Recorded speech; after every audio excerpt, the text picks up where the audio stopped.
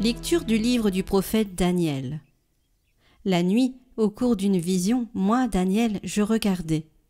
Des trônes furent disposés et un vieillard prit place. Son habit était blanc comme la neige, et les cheveux de sa tête comme de la laine immaculée. Son trône était fait de flammes de feu avec des roues de feu ardent. Un fleuve de feu coulait qui jaillissait devant lui. Des milliers de milliers le servaient. Des myriades de myriades se tenaient devant lui. Le tribunal prit place et l'on ouvrit des livres. Je regardais au cours des visions de la nuit et je voyais venir avec les nuées du ciel comme un fils d'homme. Il parvint jusqu'au vieillard et on le fit avancer devant lui. Et il lui fut donné domination, gloire et royauté. Tous les peuples, toutes les nations et les gens de toutes les langues le servirent. Sa domination est une domination éternelle, qui ne passera pas, et sa royauté, une royauté qui ne sera pas détruite.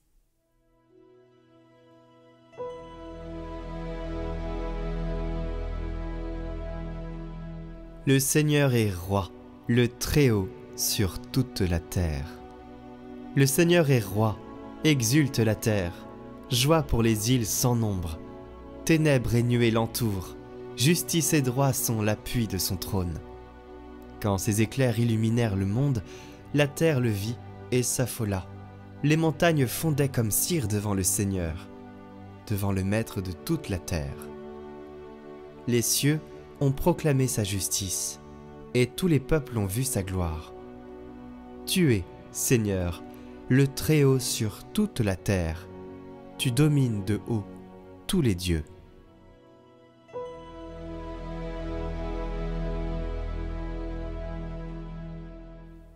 Lecture de la deuxième lettre de Saint Pierre apôtre.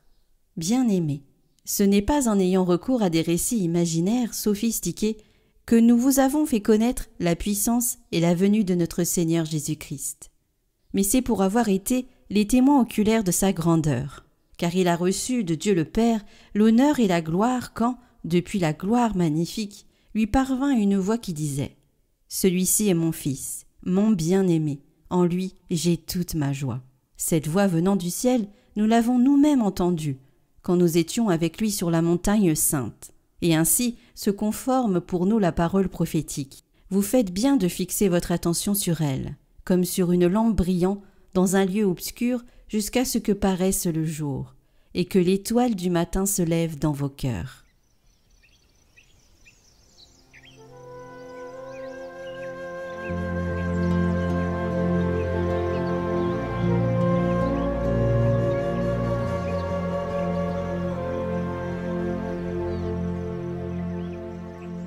Évangile de Jésus-Christ selon saint Matthieu. En ce temps-là, Jésus prit avec lui Pierre, Jacques et Jean son frère, et il les emmena à l'écart, sur une haute montagne. Il fut transfiguré devant eux. Son visage devint brillant comme le soleil, et ses vêtements blancs comme la lumière. Voici que leur apparurent Moïse et Élie, qui s'entretenaient avec lui. Pierre alors prit la parole et dit à Jésus, « Seigneur, il est bon que nous soyons ici. Si tu le veux, je vais dresser ici 3 tentes, une pour toi, une pour Moïse et une pour Élie. » Il parlait encore, lorsqu'une nuée lumineuse les couvrit de son ombre. Et voici que, de la nuée, une voix disait, « Celui-ci est mon Fils bien-aimé, en qui je trouve ma joie. Écoutez-le. » Quand ils entendirent cela, les disciples tombèrent face contre terre et furent saisis d'une grande crainte. Jésus s'approcha, les toucha et leur dit, « Relevez-vous et soyez sans crainte. » Levant les yeux, ils ne virent plus personne, sinon lui, Jésus seul.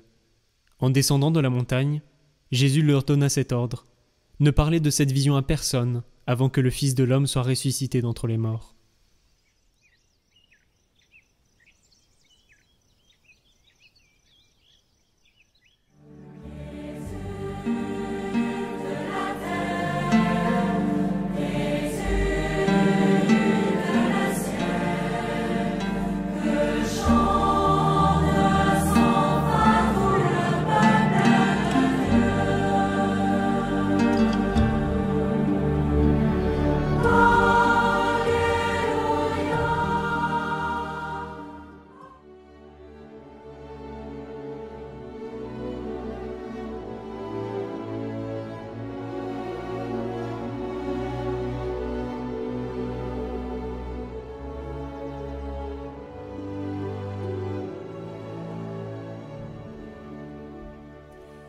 Aujourd'hui, le Fils de l'homme est intronisé roi et prêtre de toute l'humanité.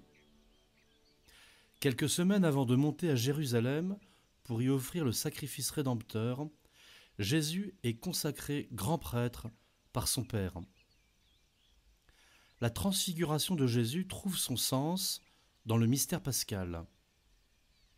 C'est l'ultime parole de Jésus aux 3 apôtres témoins de la scène. Ne parlez de cette vision à personne avant que le Fils de l'homme soit ressuscité d'entre les morts.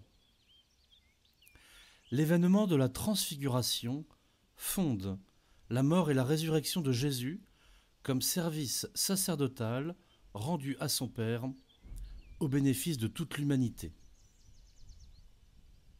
La tradition primitive nous a légué 4 récits de la scène de la transfiguration de Jésus, signe de son importance.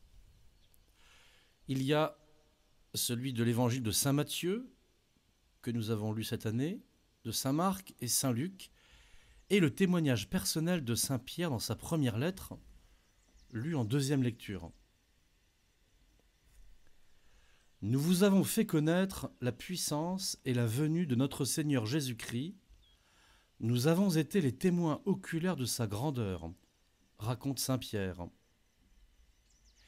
Et il résume ainsi l'événement de la transfiguration dont il a été témoin.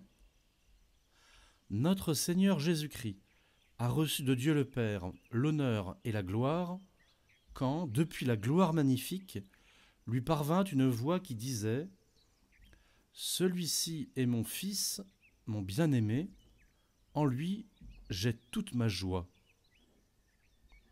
Et saint Pierre fait ainsi référence à la vision du prophète Daniel, entendue en première lecture. Plusieurs siècles avant Jésus-Christ, Daniel décrivait sa vision prophétique en ces termes. Un vieillard prit place. Son habit était blanc comme la neige, et les cheveux de sa tête comme de la laine immaculée. Ces traits du vieillard de Daniel, nimbés de lumière éclatante, se retrouvent sur l'apparence de Jésus transfiguré. Signe que les 2 personnages sont de même nature. Et en face du vieillard siégeant sur un trône, il voit venir avec les nuées du ciel comme un fils d'homme. Il parvint jusqu'au vieillard et on le fit avancer devant lui. Et il lui fut donné domination, gloire et royauté. Tous les peuples, toutes les nations et les gens de toutes langues le servirent. Sa domination est une domination éternelle qui ne passera pas, et sa royauté, une royauté qui ne sera pas détruite. Daniel voit un être humain introduit dans la sphère de la divinité se faire confier un sacerdoce royal éternel sur toute l'humanité.